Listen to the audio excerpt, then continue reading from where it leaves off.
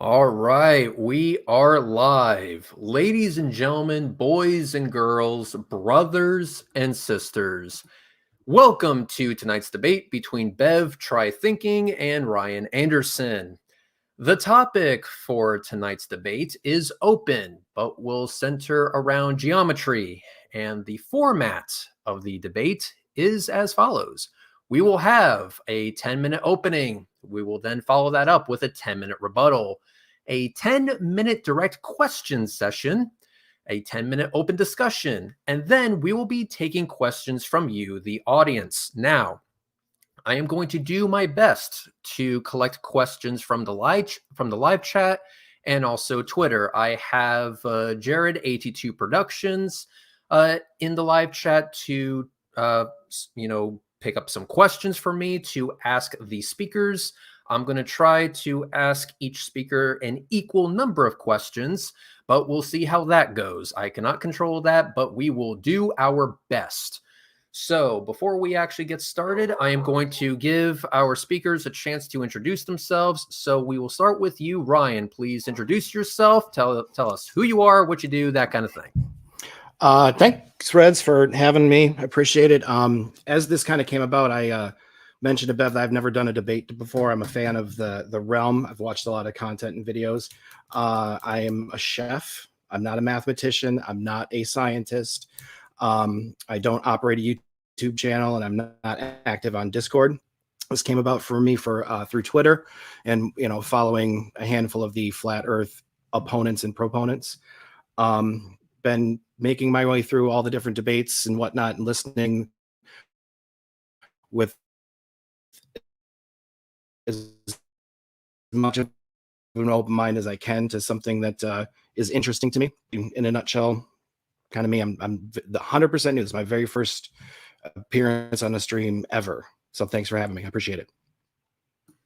All right, thank you very much. And also, I may ask you, Ryan, to repeat a few things just because of connection issues. That's just Sure. the nature of the beast, unfortunately. Yep. So, Bev, you now have a chance to introduce yourself. So go right ahead, sir. Okay. I'm Bev TryThinking. I came into this arena because I believe some of your friends, Reds, brought me in by calling me names about something. I've never been a flat earther, and I'm not a flat earther. There is a common misconception surrounding me of a load of people that say a load of strange things about stuff, especially taking Twitter as some sort of gospel or something. I don't know what goes on, but yeah, there's a lot of strange things about me. So I'm here to, like Ryan, nobody's ever had a debate, in my opinion, in this arena. So this will be a first. I'm looking forward to it. Excellente. All right, so the way that we're going to decide who goes first is we are going to be flipping a coin. And for those of you who have an Android device, you may want to mute the audio. You have been warned. So, Ryan, since you are new to this channel, I'm going to give you the choice here. Pick heads or tails.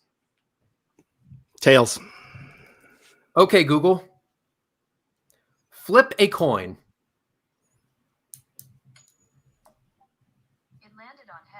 So, Ryan, you lost that. So, Bev, as the winner of the coin flip, you get to choose who goes first. Well, Ryan thought I was going first anyway, so I'll go first. Doesn't bother me. All right, then. So, Bev, what I'm going to do is I will set a timer for 10 minutes. I am going to ask Ryan to please mute his mic. And then, I will, of course, come in at like 30 seconds before your time is up and give you a nice warning there, and then we will go from there. So, Ryan, your mic is muted. Thank you very much for doing that. Bev, you have 10 minutes, and it starts right now. Go ahead. Okay, so given this chance to debate, I've been trying to have discussions with people for quite a long time, having to discuss these sort of things with as many people as possible is my aim. So this is a welcome thing for me.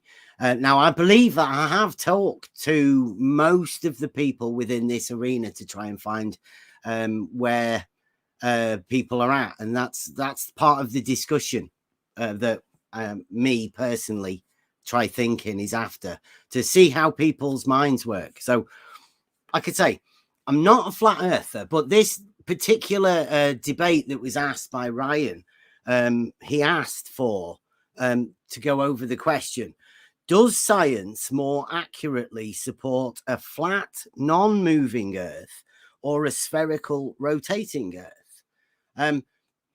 That was the debate, so I'm up for it. I've noticed that there is a lot of people within this particular arena that are obsessed with the shape of the Earth. I'm not. I never have been. It doesn't particularly bother me. We deal with mainly reality about this. And also other stipulations that Ryan made earlier. He's since retracted, but there was some strange mentions of non-mentions of Euclid and parallels and land surveying. So as far as I can, I'll try and keep out of that. But if you ask for citations, they probably will come from Euclidean geometry, the elements. And where else were we at?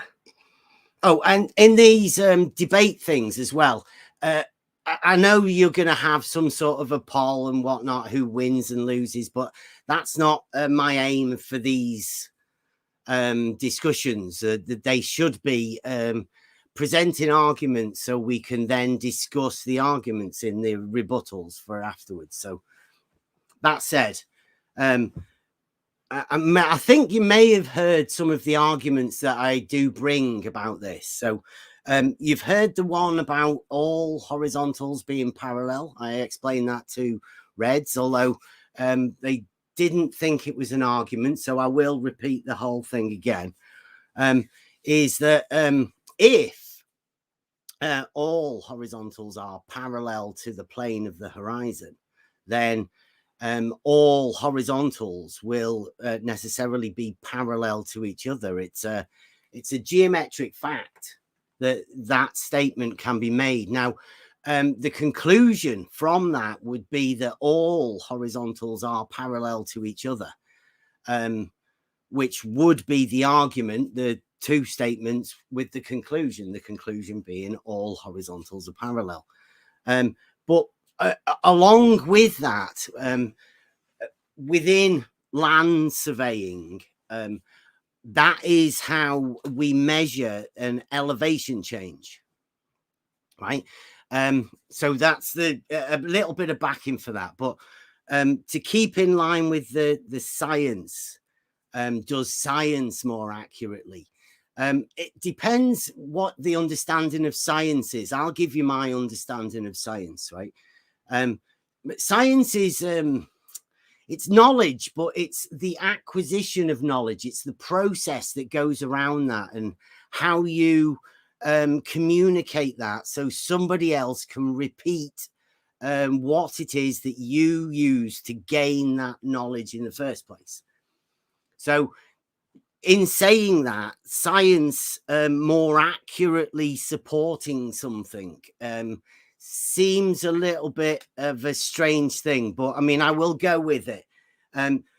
My understanding of science is the acquisition of knowledge and how that process goes around, so you can give that to other people. So I would say through my testing in reality, I found that a water level is a tool that establishes a horizontal plane. Now, that horizontal plane will only be horizontal when it's static, it's hydrostatic equilibrium of the water level.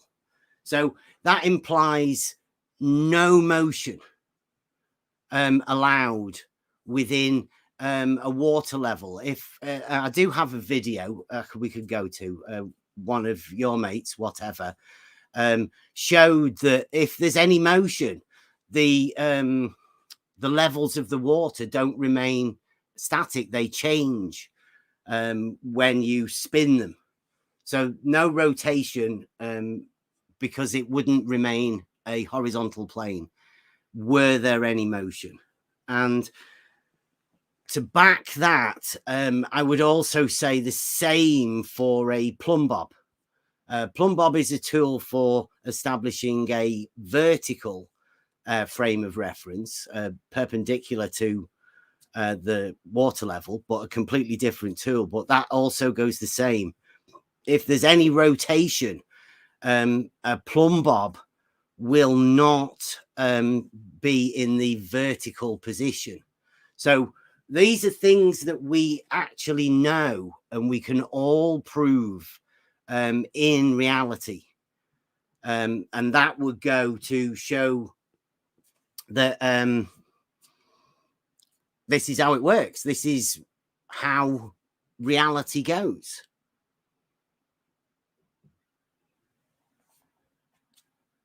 I think that's about all I've got for my opening. All right. And with that, so you still have 3 minutes, 30 seconds left. Do you surrender the rest of the time? 3 minutes 30? No, I can't Correct. give up You still have 3 minutes, 30 seconds. Would you like to utilize it or surrender it? Yeah, no, I'll keep going for a bit. Okay. The fact that the horizon also is a straight line and all horizontals are parallel to the plane of the horizon.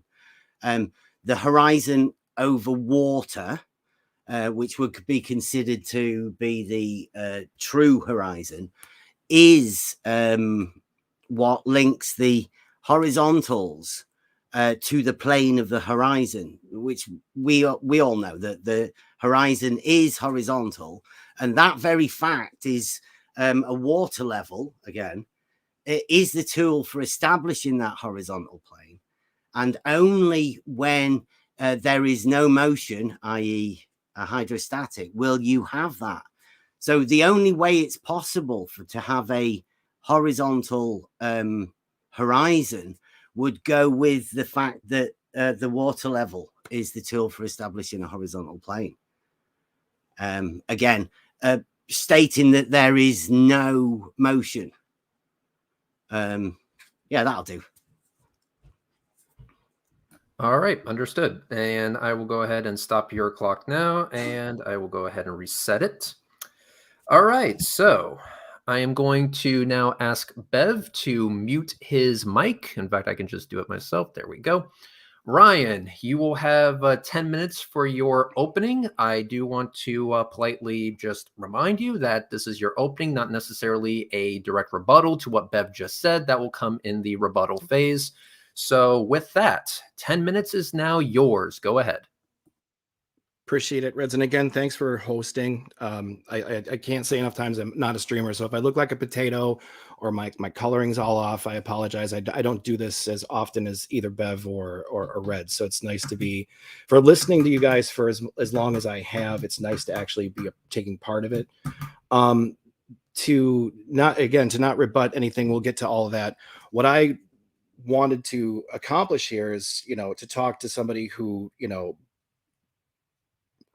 maybe doesn't necessarily have an opposing view per se, but might be interested in getting to the bottom of the things rather than make it a crazy conspiracy. I've been in my journeys through the flat earth debate realm.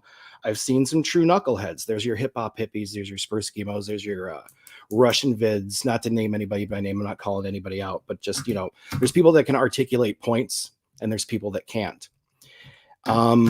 When the challenge was extended to Bev with the $500 that you had, that was interesting to me, but we'll get to all that. What I'm, when I put it to Bev as, does science reflect or more accurately reflect flat non-rotating Earth versus, a globe that spins? I have three favorite pieces of information or evidence that I see repeated a lot that I think actual physical photograph taken on film by Gene Cernan on Apollo 17. To say that Gene Cernan is a liar, you'd have to to start debunking that photograph. You can't call it CGI. It was taken on film. You can't, you have to start breaking down all the little minutia of all the individual things about how that picture came to be. And it's a lot. There's a lot of things that led mankind, humankind, to that spot. My second favorite piece of information is, and that's to show rotation, and it's not Bob, but thanks, Bob. I wouldn't be here if it wasn't for Bob. My second piece of information is an experiment that I saw conducted by a guy who calls himself the gentleman physicist. He educated me on how the Foucault's pendulum can be used to show the rotation of the Earth. He built this incredible device that myself, as an amateur, I couldn't find any problem with his logic or his thinking or his process, and it showed that the Earth is rotating underneath the pendulum. Unless you can explain that, we're in motion. We're off to the races. My third favorite piece of information was an incredible video that I saw by a gentleman who calls himself, double check my notes, I want to make sure I give proper credit, Mr. Sensible and the Mage 2 project. Built with his own two hands. There's a lot of rhetoric, sorry, Reds, on the other end, like, oh, do your own research, do your own experiments. This is, science is supposed to be repeatable by everybody. Bev just said that in his introduction. Somebody should be able to repeat it. Okay, well, Mr. Sensible did, and he showed the curvature of the Earth. It all has to do with observer height when we talk about horizon and horizontals. You have to get up high enough. The Earth is, to borrow another phrase, the Earth is really, really, really big. That was Professor Dave. So to say that any of those three pieces of information, you'd have to start picking them apart in reality. And we can talk about, Euclid. Bev brought up Euclid. So one of the quotes that I came about to end, I'm not going to use all my time. One of the quotes that I came across in regards to Euclidean versus non-Euclidean geometry, because non-Euclidean geometry does exist in the real world, is a quote that I found from a physicist who is a Nobel Prize winner named Paul Dirac. And I'm going to end with that. And I'm quoting him here. Quote, non-Euclidean geometry and non-commutative algebra, which were at one time considered to be purely fictitious of the mind and pastimes for logical thinkers, have now been found to be very necessary for the description of the general facts of the physical world. End quote. That guy has the Nobel Prize in physics, so he's sure as hell smarter than me. And I would venture that he's smarter than Bev, and due respect to our moderator, he's smarter than you two, Reds. So I'm going to go with that science that can be repeated and does exist in reality, so we can describe the physical world and beyond. I'll leave it there for now. Understood. You had 5 minutes left, so thank you very much. We are ahead of schedule. So what we're going to do now is a rebuttal phase, which is also for 10 minutes. So Ryan, I'm going to ask you to mute your mic, which you already did. Thank you very much. Way ahead of the game. Bev, you have 10 minutes for rebuttal. If you wish to use all of it, be my guest. If not, you have that option as well. So Bev, please unmute your mic. Your 10 minutes starts now.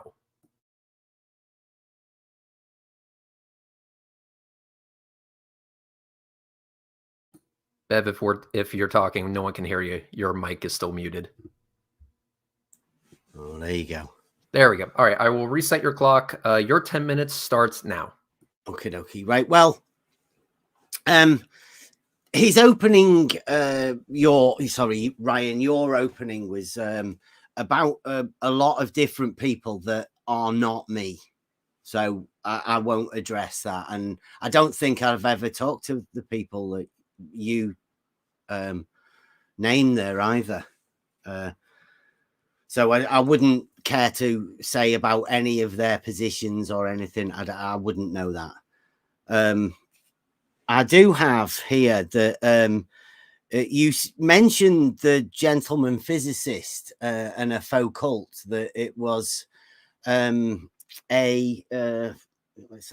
test that he did in like a block of flats. Now, I was talking to Fight the Flat Earth about this when that was going on, because that is a favorite of Fight the Flat Earths. I've seen him put that out quite a bit.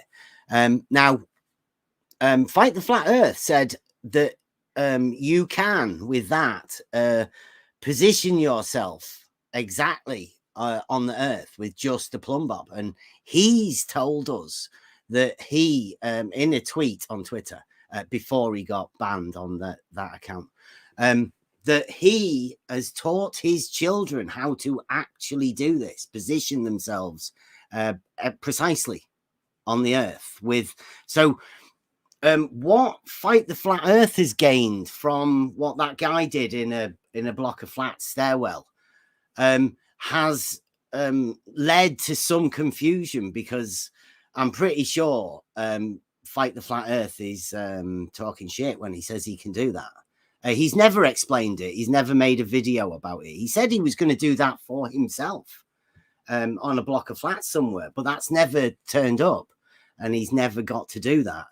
So as far as I can see, that particular thing about a faux cult, because even Fight the Flat Earth that's done the global pendulum positioning system, I called it, the GPPS, even he has admitted that the faux cults have like a magnet system, a motor to keep the faux cult pendulum swinging. So that's not what he did within the stairwell, if that's the same thing that you're thinking of. It's the one that I'm thinking of. So I don't really like that, and we can go over that. We will be able to go over that. The other thing you said about Earth being big, well, it's obviously bigger than I am, and I only live in the UK. So little place on a little island, you know, I don't have experience of all of that sort of stuff. But what I will say is that a straight line doesn't have a boundary to it, and at no point does a straight line stop being straight. And that's what we're dealing with. So the size of something shouldn't matter to the understanding of what a straight line is, which is what I brought at the beginning with the horizontals. Your other point was non-Euclidean existing. Well, I would say that existence requires it to be within reality, and non-Euclidean, since Euclidean is the description of things in reality, cubes, triangles, spheres, balls, all of that sort of stuff, that's Euclidean. So anything beyond that that's not that, I don't know, you could go into sort of realms of what you thought it was, definitely conceptual, but existing, I would disagree with existence. I mean, but that could be a word play. It has to be a thing. And when you describe a thing, you would describe a thing with Euclidean understanding, especially within straight line distances. You know, from here to there is a straight line distance. Then, well, that's very Euclidean. It's definitely not non-Euclidean. Do you know what I mean? It's a straight line. So and the other one, you said that you came on the back of that non-Euclidean, you said that science. Well, when I said at the beginning that the acquisition of knowledge through different means is what science is, so there are multiple branches of different things and different ways you can learn about different things. That may be the branch of science that you're talking about, but I would ask for a clarifier of which particular science, because like I say, if you're dealing with logic, then you're dealing with the science of reasoning. If you're dealing with geometry, you're dealing with the science of shapes, lines, figures, things like that. So there are multiple different ways of obtaining information and knowledge. So yeah, that would be from that science. Yeah, I'd ask for a qualifier on that, because that came on the back of the non-Euclidean, and I don't think that particularly is a science, because there's no knowledge to be gained for something that doesn't actually exist. All sort of on the back of each other, I suppose. Okay, I think it was very short opening statement, so. All right. Do you want to go ahead and call it there? Yeah, there's nothing much else I can say about. All right, understood. So, Bev, I am going to mute your mic, and Ryan, I'm going to ask you to unmute. You now have 10 minutes for rebuttal. I apologize, Bev, if there was a thing. I didn't say that science. I was talking about the scientist who has the Nobel Prize in physics and his statement about non-Euclidean geometry, which, yes, it's interesting that you use the phrase "is a thing." You seem to want to talk about Fight the Flat Earth, even though I didn't bring him up. So we can talk about Fight the Flat Earth. I don't care if he did a Foucault's pendulum or didn't do a Foucault's pendulum. Thousands of other people have.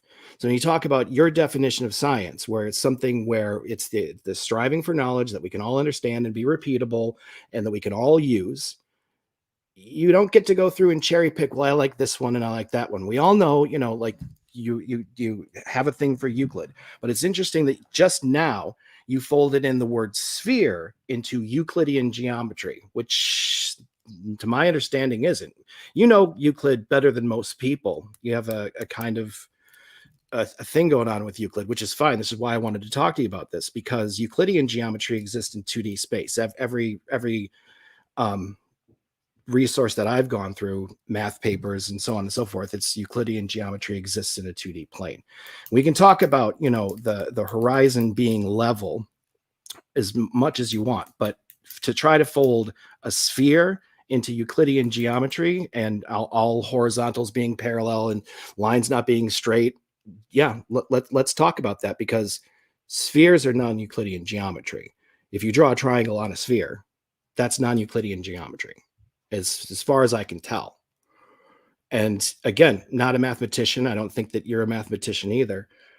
So it's two non-mathematicians trying to suss out the science, because you said it should be accessible and usable by everybody. And I agree with that to a point. Not all of us are as smart as, guys that have Nobel Prize medals and Fields medals.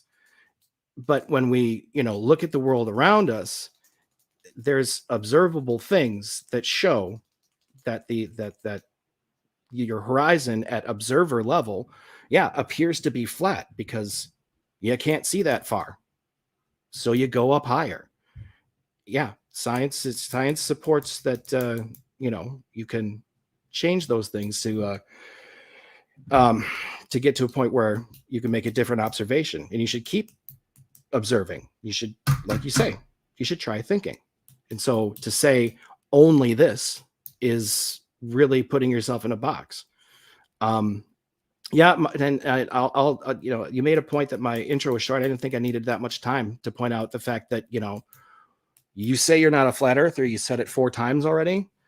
Then we should be agreeing on a lot more than this. This should be actually pretty slam dunk. We shouldn't have to draw out, 10 minutes. I shouldn't have to draw out a 10-minute introduction if we're going to agree with the fact that the earth isn't flat and it's in motion. Boom, we're done. Euclidean geometry exists. Absolutely, Euclidean geometry exists. What else you got? There's non-Euclidean geometry. You want to talk about that for a little bit? We can. But for somebody who says that they're not a flat earther, you definitely seem to say a lot of things that only lead to a flat earth perspective. And that's kind of what I wanted to drill down on a little bit further, because if it's only Euclidean geometry, which is the tweet that brought us here, you said, I only live in a non-Euclidean world, or non-Euclidean reality. I have the screen grab. I can get it and quote you directly if you need that level of accuracy. But the world is 3D. Spheres exist.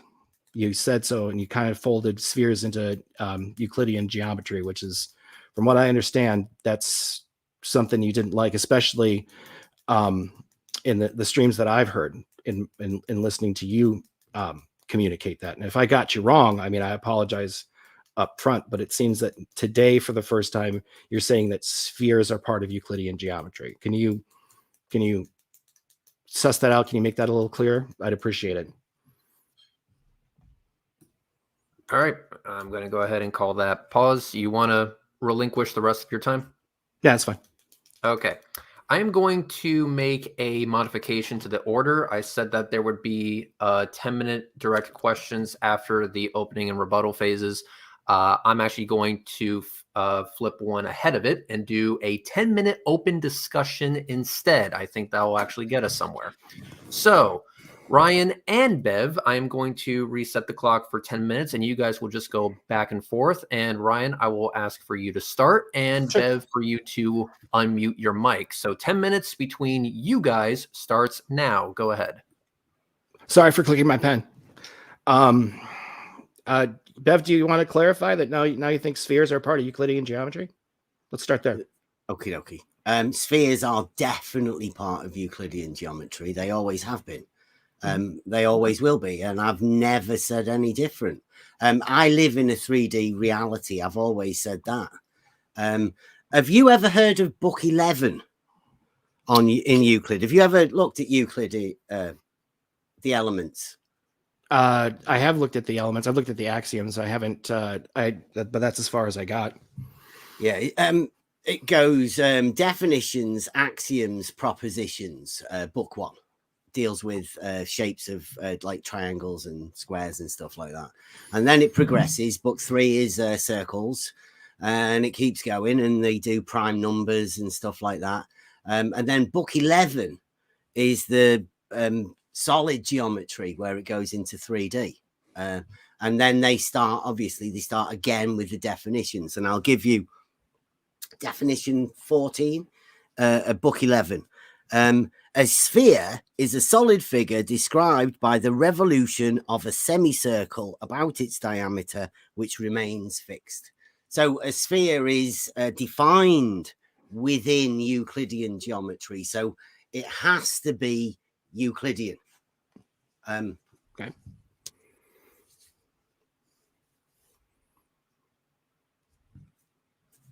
Yep. I've never had any other position about that. So Euclidean geometry definitely goes into the 3D realm. Okay. So then the Earth is a globe and it's in motion. We're in agreement. What? The Earth is in motion and we live on a globe. Sphere is Euclidean. Yeah. That's a problem. That's a problem. For How is that a problem? For the model. For what model? For well, your model, I'm guessing. I've never claimed to have a model. I don't have a model. I don't try. Like I say, I don't have a model. If you have Epoch A as well too, that's fine. We'll go with it. The surface of a sphere is obviously 3D, right? Are you asking or are you telling?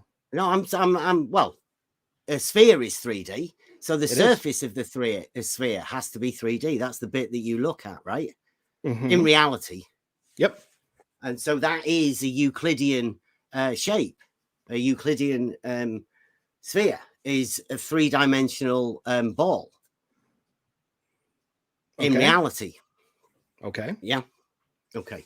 So if that is a surface of constant curvature, which it is, then no straight lines can fit on it, right? I mean, since this is a debate, we do have a few arguments. Have you heard of the modus tollens?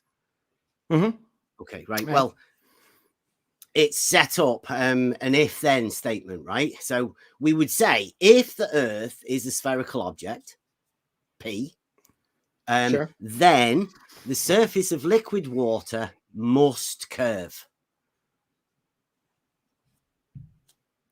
Yeah. Well, I'm trying to figure out Consequent. what this has to do with the shape of the Earth, Bev. Can you help me out? if the Earth is a spherical object, that's got a lot to do with the shape of the Earth, right? If the Earth being a spherical object, then a consequent of that is that the surface of liquid water at rest must curve Q. That's the setup for the modus tollens, right? But the kicker is to set up for the modus tollens that the mode that denies is you have to deny the consequent, and that would be that a water level is a tool for establishing a horizontal plane of reference. Therefore, not Q. Not Q, therefore not P. As an argument. Okay. So again, I mean, God, this is like deja vu. What does that have to do with the Earth being in motion and not flat?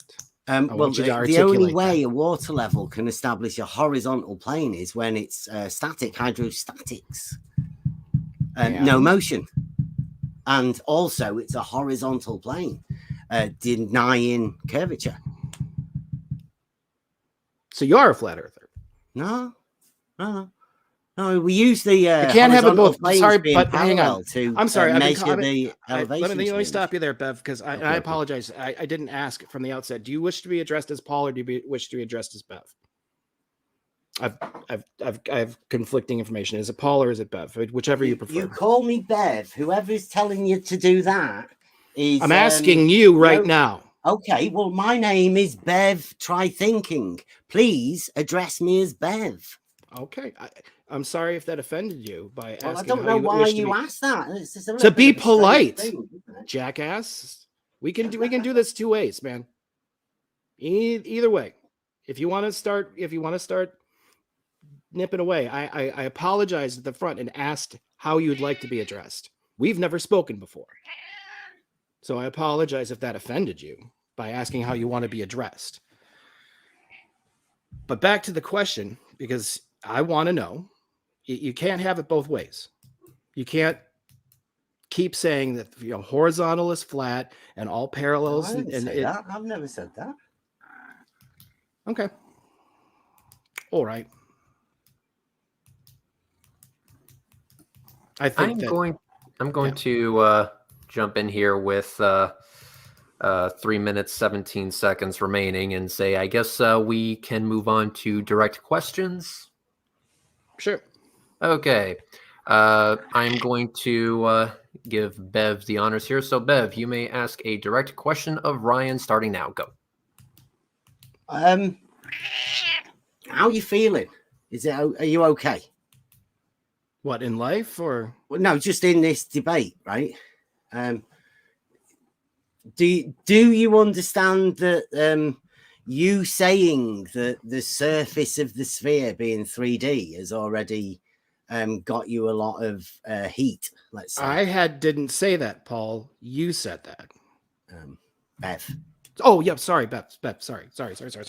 You're 100% right. I didn't say that. You did. I think you did. No. Yeah, well, you agreed that it was. I was agreeing. Well, I mean, it's okay. Talking. I was agreeing so that you would continue on because it seems like we're going. So you don't agree then? Can I finish? Yeah, go on. It seems like we're just going to play Bev's greatest hits, which, everybody kind of expected.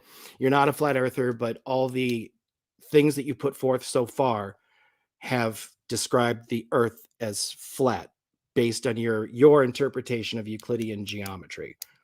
So, I figured that this would happen. I figured that you would, deny that you're a flat earther. And I can understand why you wouldn't want to be associated with being a flat earther. It does have a fair amount of negative connotation to it. But to say you're not a flat earther in the same 39 minutes that you say you only live in Euclidean geometry is, I don't know. I don't understand it. I thought that, you would have, I thought you'd come with something different this time. And that was probably my mistake, but we got you here anyway. So, I mean, if you want to continue with, its water levels, and how a water level can somehow tell you what the shape of the entire Earth is, go ahead, man. Play the hits. It's nice to get it in real time. Let's follow up that with a question from you, Ryan. Sure.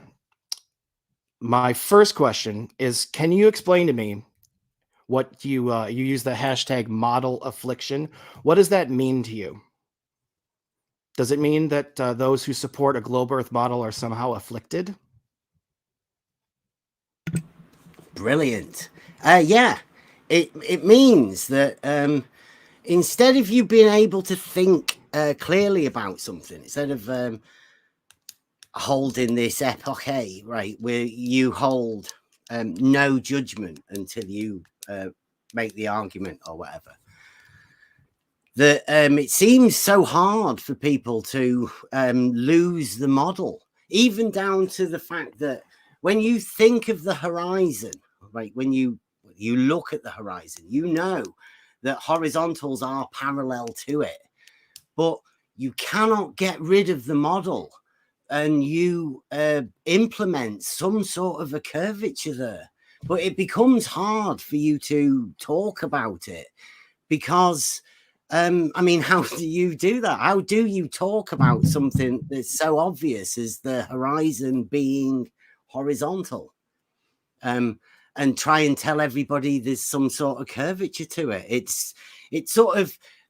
It's an affliction in a way that you can't look at it as well. It's some sort of a paralogism, I call it. It's all sorts of stuff laid on top of one another within this.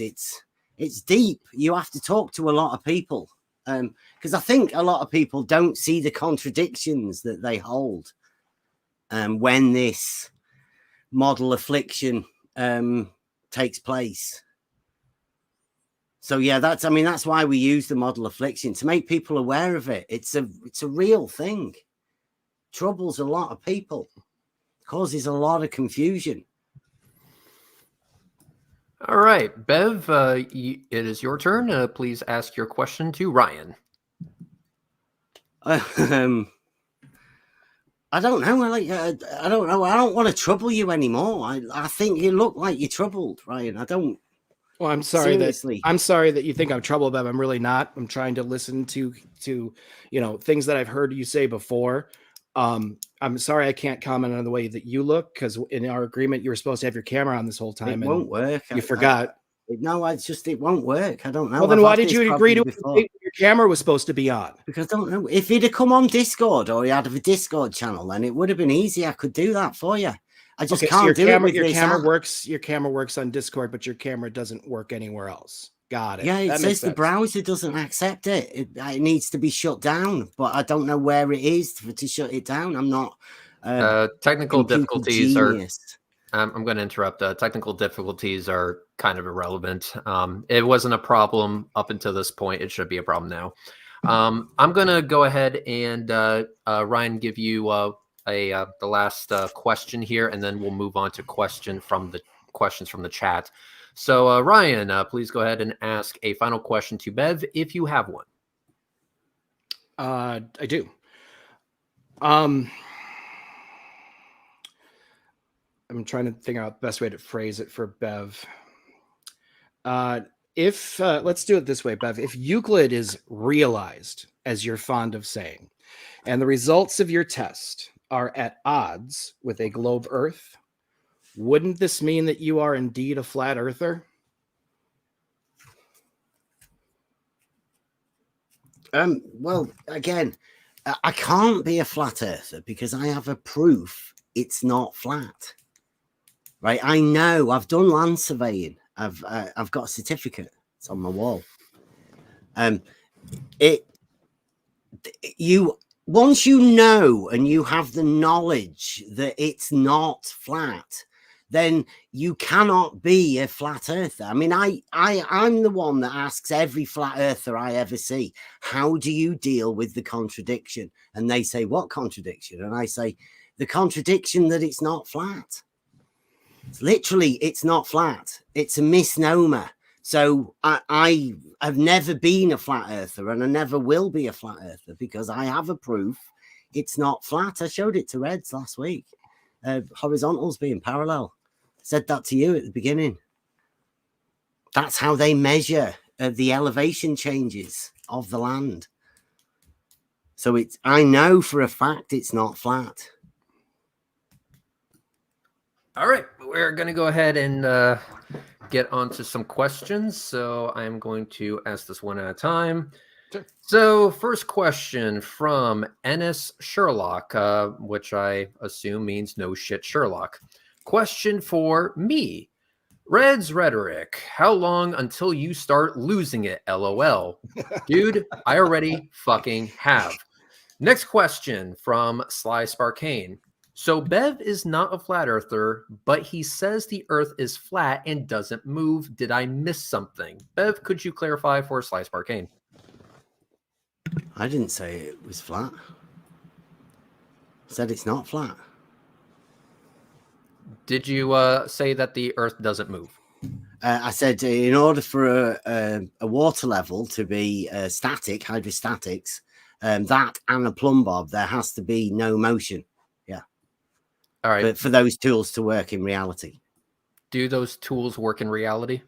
Yes, they do. So you assert that the earth isn't moving. So that would suggest that through science, the understanding of that, that there is no motion, right? Static. Would you also agree, just to help Sly Sparkane out as much as possible, that flat earthers also assert that the earth does not move? I wouldn't know. We never get into those questions with other people. I mean, do you want me to? I'm not talking for other people now. There's only me here. You talked for Fight the Flat Earth at the beginning. No, I talked about him he said with the faculty. I don't know. He was your authority. Okay, so you know a lot about Fight the Flat Earth and just not anybody else. What? Well, you felt comfortable, Well, Fight the Flat Earth spoken about that. He's done. He's told, but hang on. You felt me that stop. You're comfortable summarizing his position, but you don't feel comfortable summarizing anybody else's. Well, it's just that it was strange and out of the fact, right? Because it can't be done. It's impossible. It's people saying that they can do impossible things. Yeah. It's impossible to do a Foucault's pendulum. It's impossible to tell your position exactly on the earth with only a plumb bob. Yes. Wow. Okay. So all the people have done it, they were lying. That's your position? If anybody's used the global pendulum positioning system, like Fight Flat Earth, you can make any acronym or branding that you want to make it seem like it's not that it doesn't exist in reality. That doesn't change the fact that it exists in reality. So you can, this is why I was very, very interested and kept at you. Is your arrogance is incredible.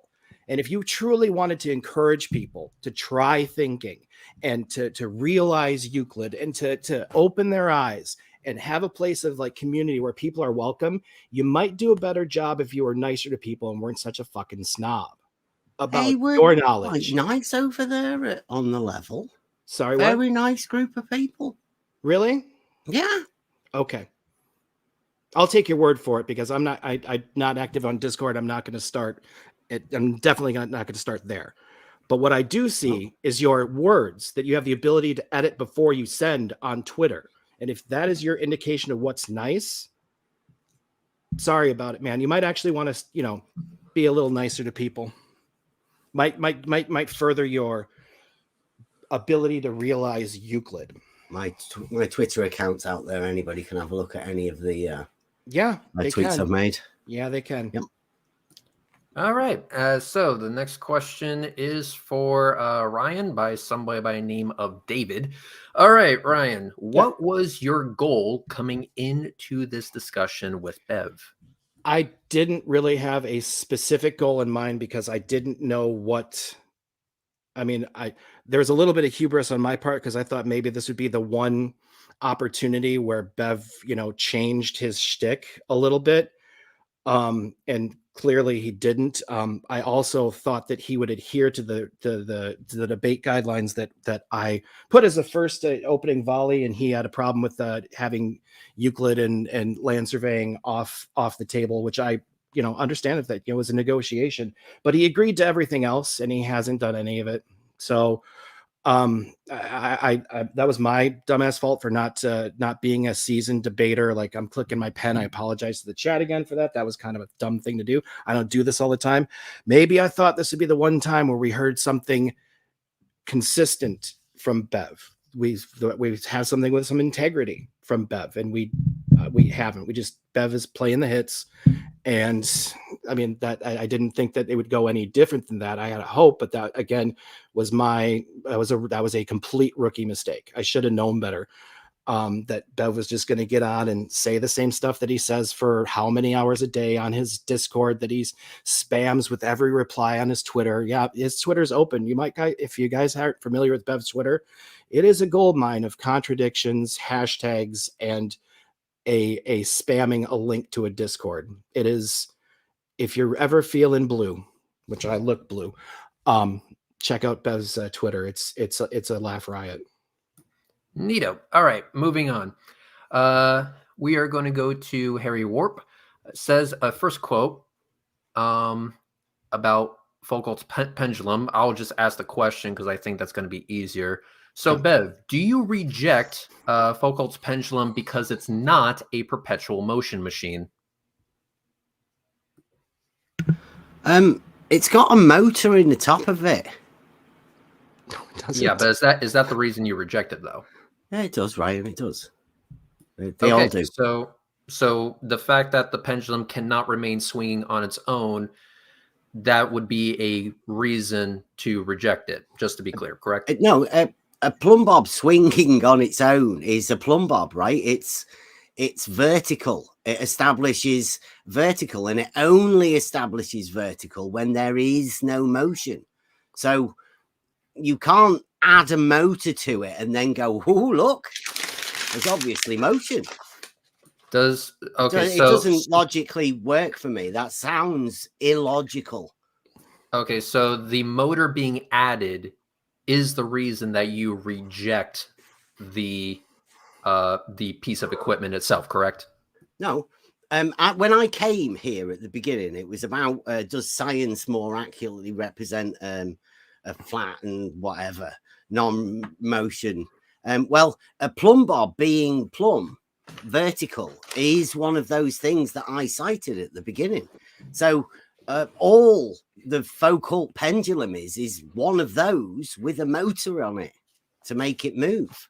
So you can't really say that there shows a movement when you add a motor to a thing that shows no movement.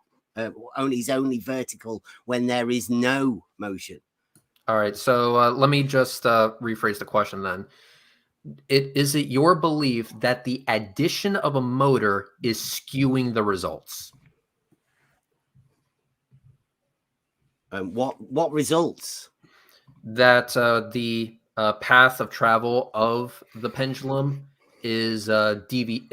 will deviate with time. Do you believe that the addition of the motor causes the pendulum path to deviate? Well, mainly the conclusion. If you come to a conclusion that says there is motion, then I would say that's a fallacious conclusion. I wouldn't do that. Like I'd say, I just stick to the facts. But the a plumb bob is vertical because there's no motion. Okay, but just to repeat the question, because I don't think we actually got an answer to it. The question from the chat is hinting to this. So we have a pendulum. We add a motor to keep the pendulum swinging.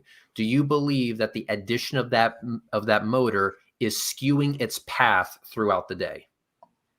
I wouldn't know what you mean by skewing its path.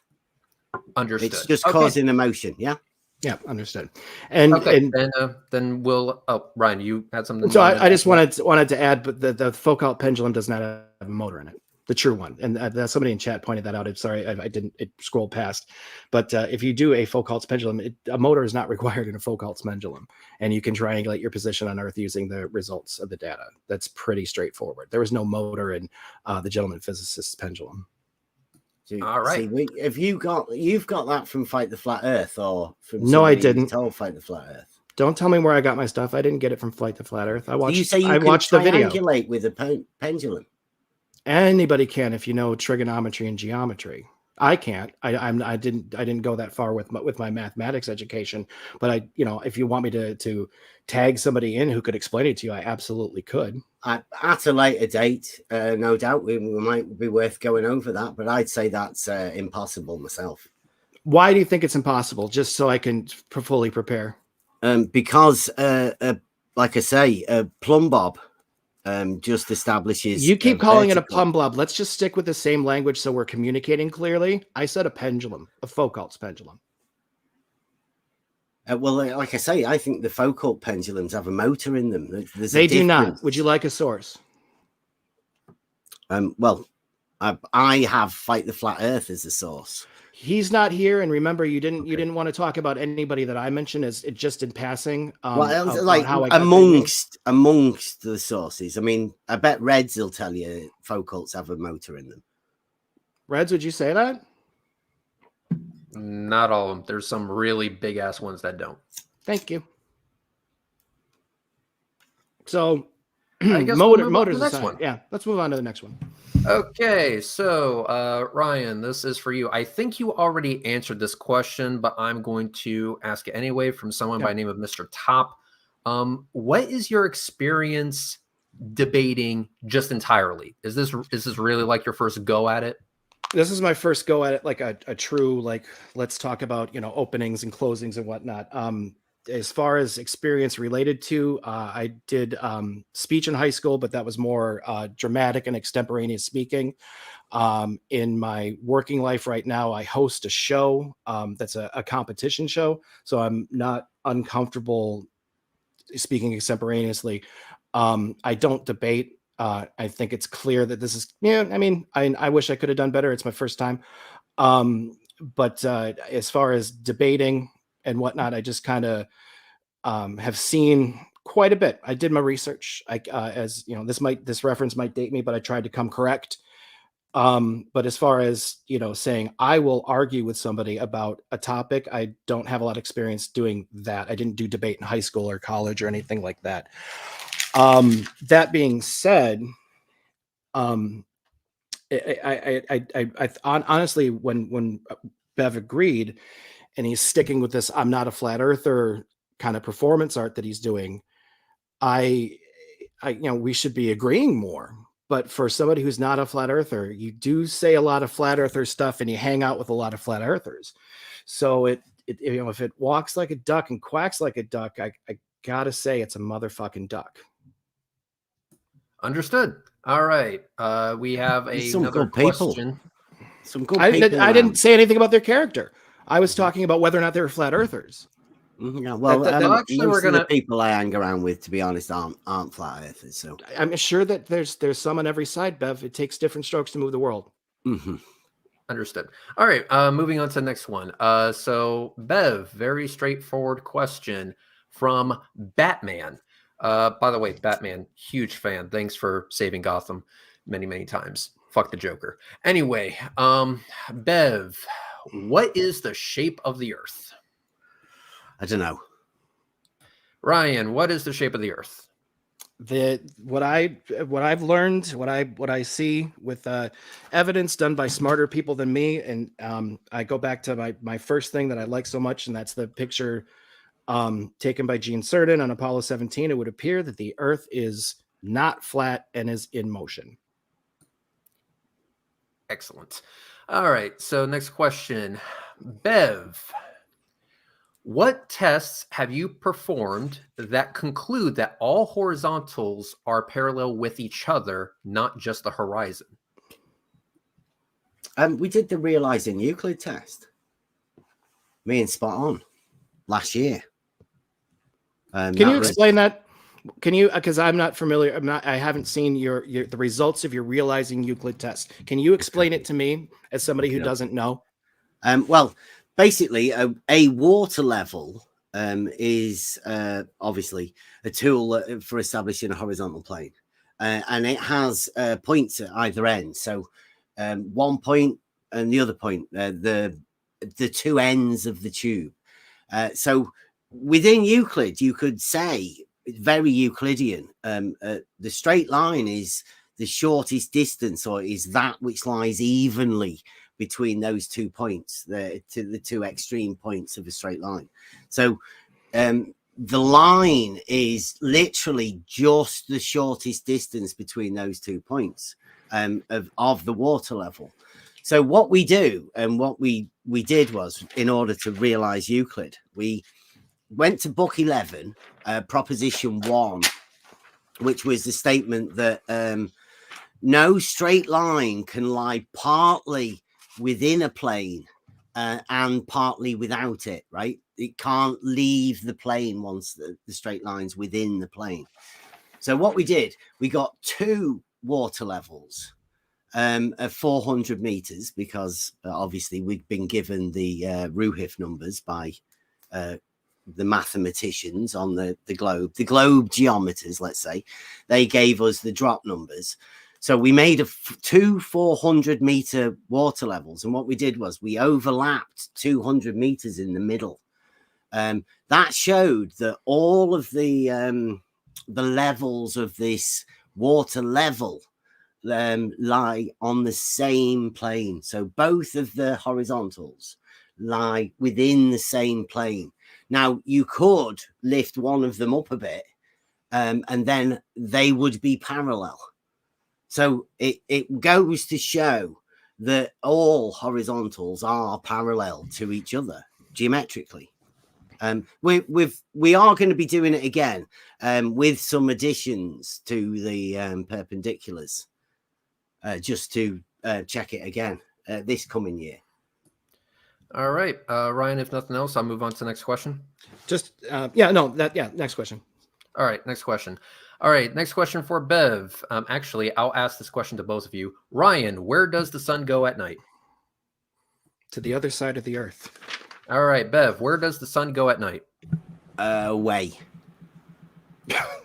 Sorry. Okay. Okay. Away where, Bev?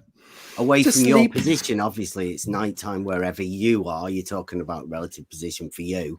So just away from there. So not a flat earther says it doesn't set. Got it. Cool. What? Who says it doesn't set? You just said it went away from your Yeah, it relative does. position. Yeah. So does it go below the horizon? Below, Yeah. Does the sun set? the sun does set. Okay. Explain what set means to you in your reality. Set is it's like something you do with a play. Oh yeah. Okay. So we you went to the set a thesaurus. scene. Okay. Yeah, that's what set. Yeah. No, to me. that's yeah. Okay. So I didn't just set my phone down. That's the only definition. Classy. You Bev. set the scene with your phone on in that Yeah. position. Yeah. Classy, Bev. Nicely done. Way to break out the thesaurus. I was waiting to see when we were going to get different definitions, or the dictionary, not the thesaurus. Okay. Going back to the sun, let me try. Okay, a different. I've got question. some good Fata Morganas, where it goes down and up at the same time. All right, let me try this, Bev. If it's nighttime where you are, is it daytime for someone else? Yeah. Okay. Why is that a thing in your view? It just is, right? We know it is. Just you is. have to work out the why. Okay, why do you think that is? I don't. That's not one of the things I think about. Understood. All right, moving on to the next question. Bev, when you say you are not a flat earther, do you mean it isn't flat because of topography? Yeah, I mean, it's not flat because I can measure elevation changes and I know how to measure those elevation changes. Therefore, I know it's not flat. It's Right. quite simple, really. I Bev is comparable to hip hop hippie. You heard it here first. Ryan, it sounds like Sorry. you want to kind of like expound on that a bit. Well, no, I'll it's give just you an that, you know, opportunity. Bev's not a flat earther. He's a bumpy earther. So Bev is comparable to hip hop hippie. We've broken true new ground here tonight. Now I Bumpy feel like- earther. Yeah. Bev, would you agree with that term? Not flat, not a globey, somewhere in the middle. So Somebody, bumpy. I'd say that sounds like somebody. It come from somebody who's obsessed about, let's say, their deity. It seems like there's a group of people. Like I say, I'm not really that fussed. It does seem like that there are a lot of people that in your camp that are obsessed with that seem to be obsessed with me, saying that I'm not. You are obsessed not with that it. famous. I don't care about it. No, it's a trolling technique, and I understand that. You know, when I'm addressing you, You're trolling me. No, I'm not. It's I'm nice of you talking to be about. honest. I didn't hear you, Bev. You want to repeat that one for everybody? I said, like, you just admitted to trolling me. No, I said you are utilizing a trolling technique to No, call I'm not. me. I'm being I'm me. not finished making my point. You are Yeah. using a trolling technique by turning it around on me to say that I'm obsessed with something that I'm not obsessed with. Entertainment's not an obsession. It's okay to be a fan of something, Bev. You're a sports fan, are you? You like football? You like movies? Is there something that you enjoy, a hobby? How would you like it if somebody called that an obsession? You don't like any? Okay. So what do you do in your spare time, Bev? Let's get to know each other. I do this. I talk to people. And yet you're the one claiming that I'm obsessed. Got it. All right, that took a weird turn. All right, let's try the next one. Bev, if all horizontals are parallel, then that also means that all verticals are also parallel. How do you reconcile with the fact that reciprocal zenith angles do not sum to 180 degrees? Well, reciprocal zenith angles, I've always said, is like an astronomy sort of thing, isn't it? It's not really a surveying thing. They don't use that when they're surveying. So I don't know. I particularly think that's been made up by a group of people just so they can entertain an argument about something. Particularly, that's it. But I mean, triangles always have 180 degrees, right? In reality, that's a fact. Okay, and let's see. I'm not going to let that one lay. Actually, triangles. All right, Ryan, you have the floor. Go ahead. Triangle drawn onto a sphere. The angles are greater than 180 degrees. Yes or no? You can't draw a triangle on a sphere. Triangles have straight sides. Would you like me to draw a triangle on a football? Would you like me? How about hexagons that make up a soccer ball? Sorry, football ball. Do you call it whatever you guys call it over there? Let's just call it. They exist. Yeah, let's just call it soccer, just for the sake of clarity. If you were to take a Sharpie marker and draw a triangle onto a sphere, that exists in reality. It's not a triangle, though. Triangles have straight sides. Triangles have three sides, and that's it. They don't. You seem very obsessed with the word straight, Bev. Yeah, because let me ask you a quick question. This might have you got a definition. Hang on. This might actually backfire, but let's do this. Let's do this. I have a piece of paper, Bev. Can you see it? Are those straight lines? Yeah, they look like it. Okay. How about now?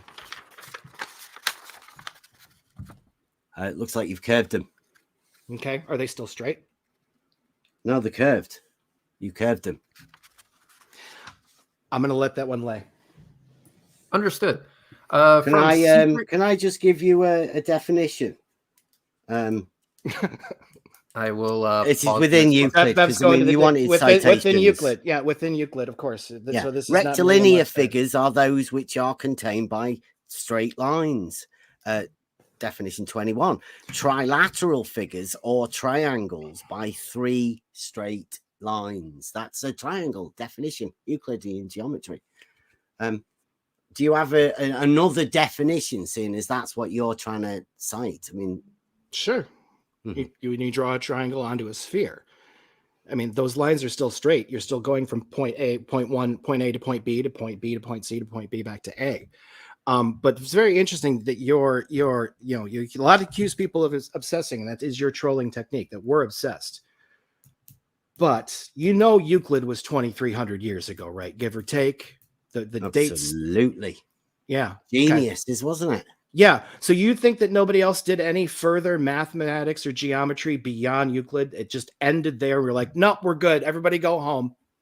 No, everything built from that. That's your foundations. That's right. So they went further. They went further. Blocks. That's your basic principles. Right. So then you have the elements, as they say.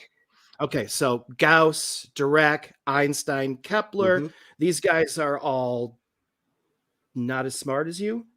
That's not astronomy. I'm legitimately asking. No. Gauss said about developable surfaces and non-developable surfaces. Okay. And keep going. You're almost there. Well, Gauss knew that the surface of a sphere was a non-developable surface, therefore 3D. It's different than a planar surface. No, because it's not 3D. You keep saying that, and then you accuse me of saying that. The vertical lines of yes, it is. So draw a triangle on a sphere for me.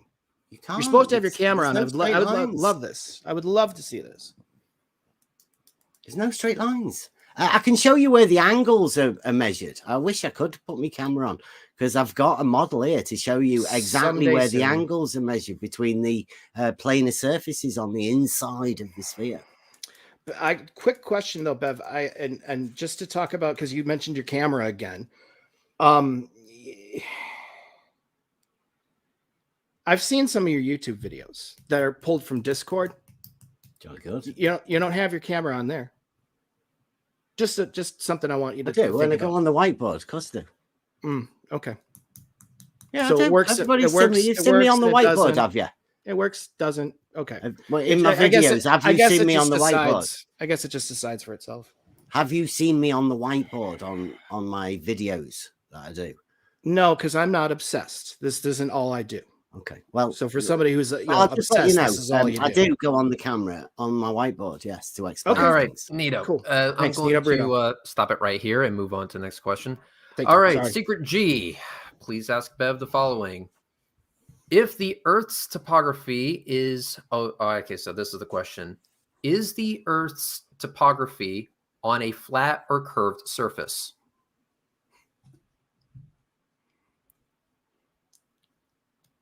That's a question for you, Bev. Say that again.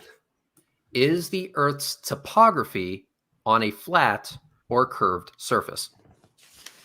The topography is the topography. I mean, what are you talking about? No, we're not. You can't peel it off. I mean, what are you talking about? That's a really ridiculous thing. I know how it's measured, right? It's measured using parallel horizontals, where they measure a vertical change. It's they have a horizontal plane. You should know this. You do astronomy and stuff, don't you?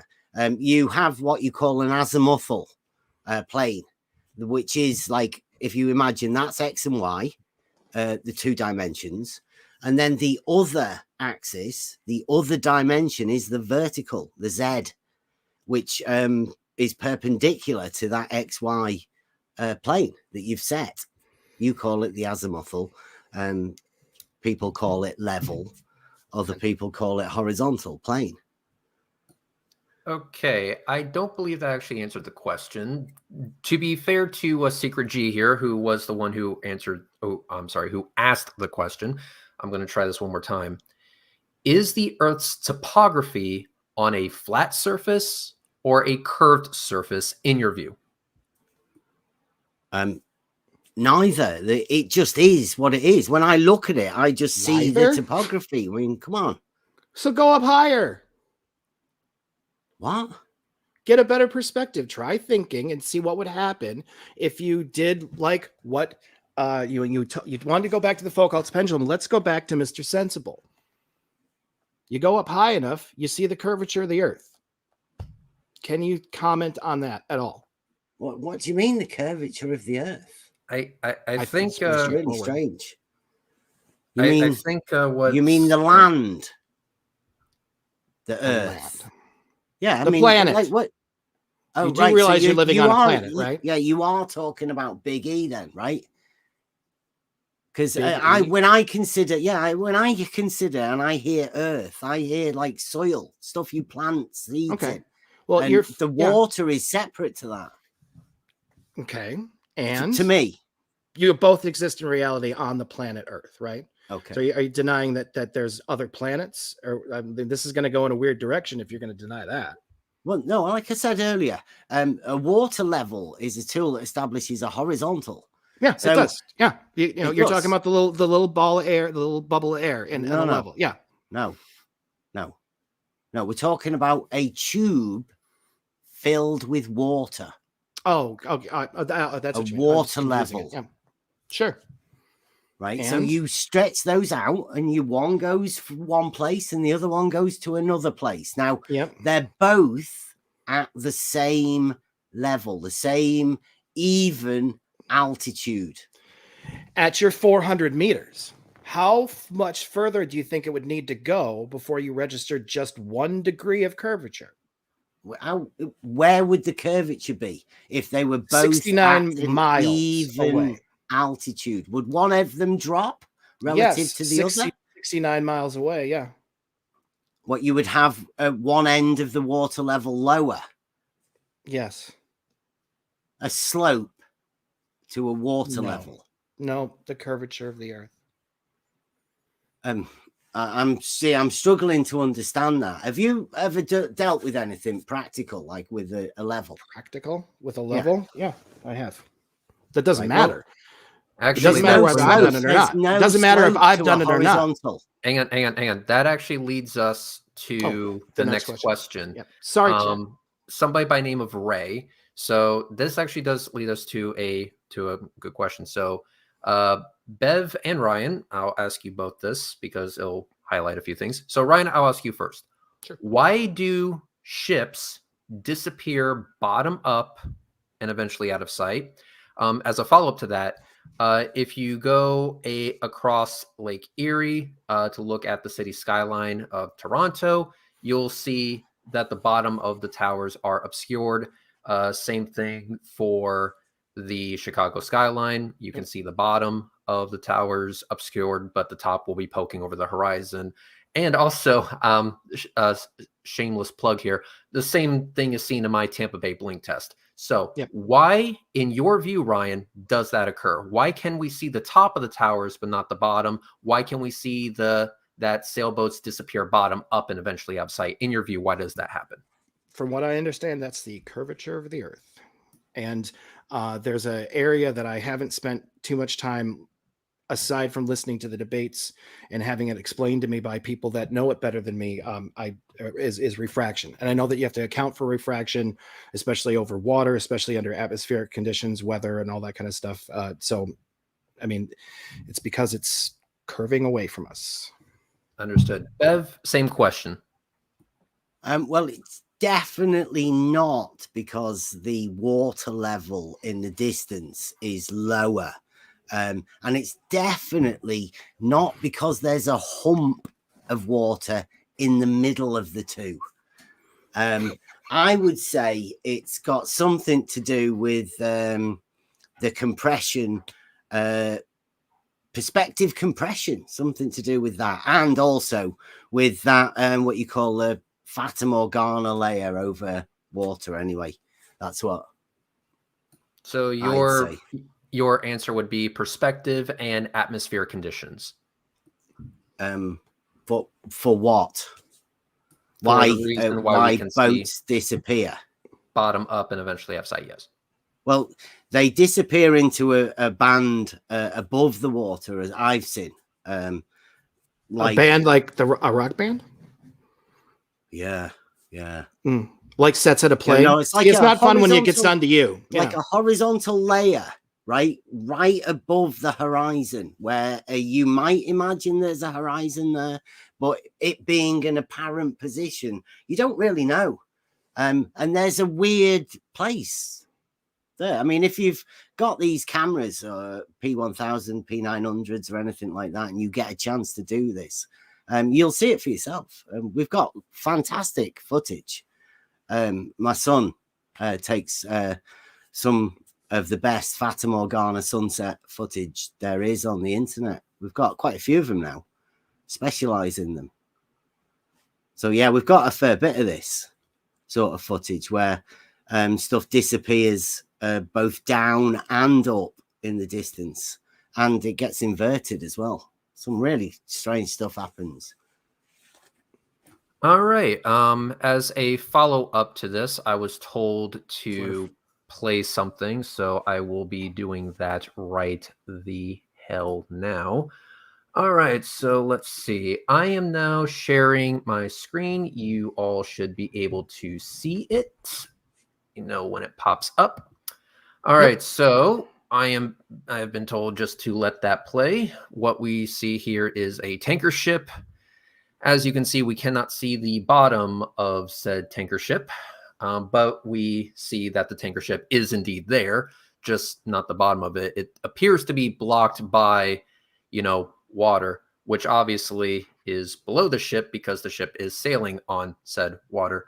As I press it forward here, we can see it as it goes on the other side of this block. So there we go. All right, so the question is this. Ryan, can you explain to us what we are seeing in that clip? That would appear to be the curvature of the Earth. I mean, there's a bunch of different ways to think, well, it could be this and well, it could be that. And that's where, an open mind, helps from time to time. But then when you have persons who understand it better than you, explain like, well, what's happening here is this, and they have, science and math to back them up, then I'll defer to that. But, is it waves? No, it doesn't look like waves. Not that much, not to obscure the bottom of a boat. So when you start talking about distance and refraction, that looks like that there's a curve to the Earth, and then it's dipping away. All right, Bev, same question. I don't know, something weird. Looks like it could be a swell that is occurring. I haven't got a clue. It can't be. Definitely not a hump of water. The beta swell. That's ridiculous, right? There isn't a hump in the middle of water. So just to be clear, your theory as to what may be occurring in that video clip is that it could be a swell? Could be, yeah. Could be. Rogue wave. Rogue wave, okay. All right, swell.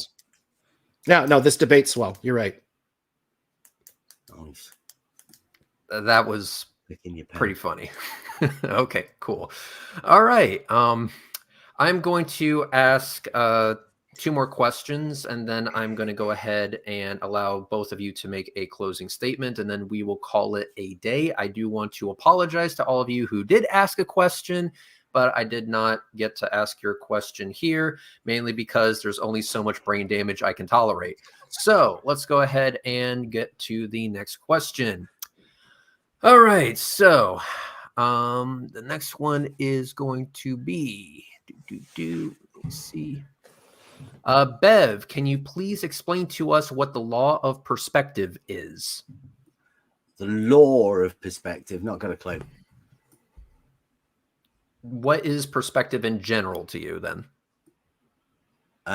Things get smaller in the distance.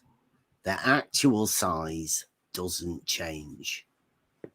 And that goes for like straight lines as well. Straight lines always stay straight lines. Does that go for the sun too? What? Our sun. The sun. S-U-N, sun. The Not light. your sun.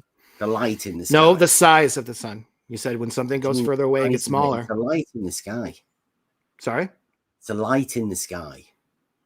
that has a shape, does it get smaller or larger the further away it goes? I've never looked at it. I wouldn't encourage people to do that. Interesting. Not a good thing to do. How about this? If we were to look at the sun through a solar filter, take all the proper precautions, does the sun change in angular size throughout the day? I wouldn't know. Have you done that? I have, actually. Right. Nice. What did you get? The angular size does not change.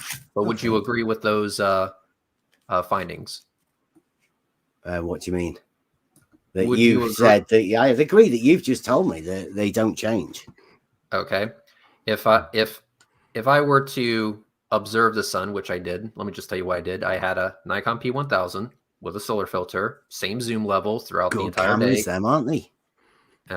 And also, to be clear, I also had it on a telescope mount that did pretty much most of the tracking for me. Have you ever filmed a now, Fata Morgana? I'm talking about the angular size of the sun here, dude. So I post the video that shows that the sun does not change in angular size throughout the day. Would you accept those results?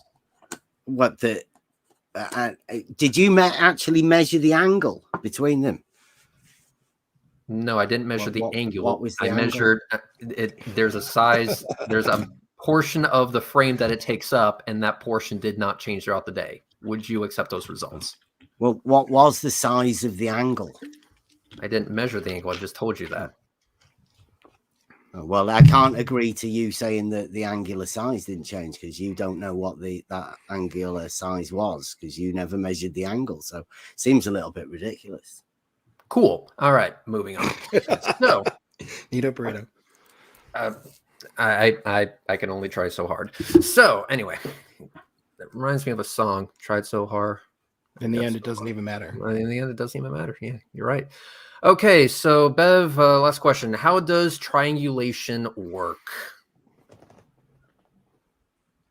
With triangles, the use of, if you know how geometry works, then you will know how triangulation works.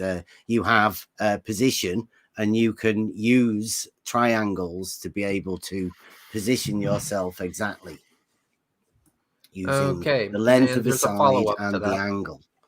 All right, so there's a follow-up to that. So, but do you agree that triangles work just period, that you can triangulate things, correct? Yeah, because triangles have the sum of two right angles and only that, then you can use them within trigonometry and Pythagorean theorem. All right, cool. So the question is, why doesn't triangulation work for anything above the Earth unless you assume the Earth is a globe at the correct size? So I believe what they're asking here, just to kind of be clear, like we measure the like you can measure the distance to planets. You can measure the distance to. Okay, then that's actually an entirely different question. I'm going to go ahead and say sorry, whoever asked that question. I'm going to kind of steamroll over it. Do you believe that it is impossible to measure the distance to planets? Yeah. All right, why? Because to measure a distance, you have to actually measure it, and you're after a straight line distance, and you don't have any of that straight line distance. All you have is an angle, and as we all know, you can do fuck all with an angle within trigonometry or triangulation. You can. Did you not just say that triangulation works? Mm-hmm. Yeah, because you have to have a length of the side, don't you? So can we not, if triangulation works, then can we use triangulation to measure the distance to planets? No. All right. I don't think you can anyway. So. All right, guys. Show us the method. Yeah, I'll be up for that. All right, so Ryan and Bev, thank you so much for being here. This was, thank you, as Jaronism would say, interesting. I am going to give Ryan and Bev a chance to make a brief closing statement. So, Bev, you go first. Go right ahead. Okay, well, like I say, thanks for doing this, Reds. This is hopefully the start of more debates like this to come, where we can discuss things and learn from each other, because that's definitely what we do here. The more conversations that we have, the better it is. Whether you're a flat earther, whether you're not a flat earther, whether you are a globe fanatic, whether you're model afflicted, you model afflicted both sides. And there's people that are model afflicted just about the argument that comes around. I will have to note that Ryan has not made an argument in favor of his model tonight at all. Just stated and asked me questions about my understanding, which I've tried to put forward as much as I can in as much clarity. I will have to revise how I'm doing it because I want to make things clearer when I do talk to people. So hopefully I can learn from this also. And more of these conversations to come, hopefully. All right. Ryan, go ahead and make your closing statement. That's a bold declaration right there at the end, Bev, that I didn't make any arguments. I provided 3 pieces of information in my introduction. I hopefully, I know you discounted it because you aren't familiar with those people, and then talked about other YouTube peoples or other people into debates. That interesting that you could have it that way for you, and well, it's not surprising. I guess to sum up, I mean, I'm not going to repeat my 3 pieces of information or evidence that I like to use or that mean the most to me to Bev. I'll just point out and kind of let what Bev said kind of speak for itself. It's, a matter of, is he a flat earther? Is he not a flat earther? He's accusing us of being, not even us. He's accusing people of being model afflicted, and, tries to tamp that with, oh, it happens on both sides. It sounds very similar to a lot of, gaslighting language that somebody who, I don't know. I don't know the point. I honestly thought that, again, I do this back to hubris and not having done this before, but I thought we might get new ground tonight, but this was kind of like, having all of the Beastie Boys records and then just getting the greatest hits from Bev. So, I mean, what's been kind of traveled already in what he's done. That being said, Bev, you'd love to do more debates. Okay. Well, it's going to be a matter of hearing you spout the same stuff over and over and over again and denying what's presented to you because, I don't know that person. I've never heard of Jeranism, all the different things that you say in response to questions that are asked to you directly. At one point during this debate tonight, you were asked where the sun went, and you said, away. I asked what does sunset mean to you? And you talked about a play. If you think that that's cute, or to borrow an English phrase, you think you're being cheeky, cool, awesome. You are a troll.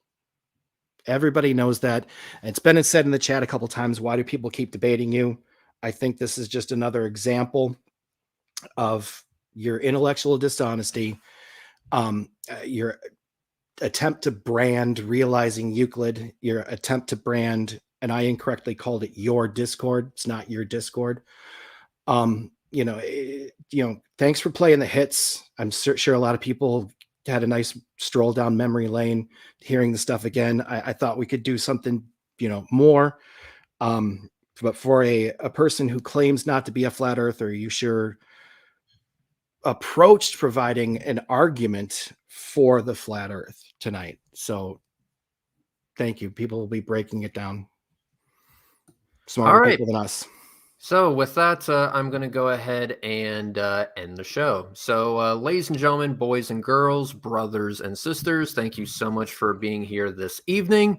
And with that, I'm going to go ahead and say peace out and bye-bye.